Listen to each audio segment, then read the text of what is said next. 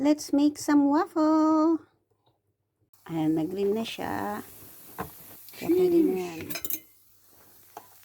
Masarap nga yan eh. Medyo crispy. Crunchy. Anong tawag dyan? Waffle. Mali. Ano pala? Ano? Tawag dyan? Ano yan? Egg yan, di ba? Egg yan, di ba? Omelette.